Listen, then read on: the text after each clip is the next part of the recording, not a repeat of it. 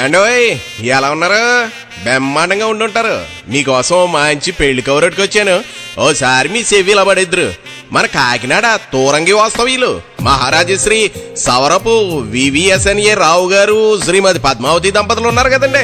వాళ్ళ చిన్న కొడుకు సవరపు భరత్ కుమార్ వాళ్ళ అన్నయ్య వినయ్ కుమార్ పెళ్ళండి. చూసారా అబ్బాయిని? నవ మన్మధుళ్ళ ఉన్నాడంటే నమ్మండి.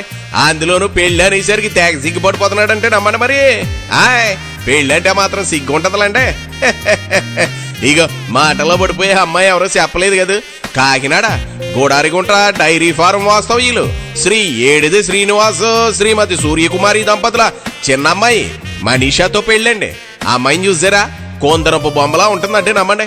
అందులోనూ అమ్మాయిని చూడగానే మన తెలుగింటి సాంప్రదాయం కొట్టొచ్చినట్లు కనపడుతుందంటే నమ్మండి. మరి పెంపకం లాంటిది.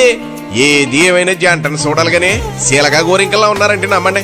మరి వీళ్ళిద్దరిని అక్కడ పెళ్లిలో చూసి ఆశీర్వదిద్దరు కానీ పెళ్లి మాత్రం మే 1వ తారీఖు గురువారం ఉదయం 10:30 మరి పెళ్లి ఎక్కడంటారా?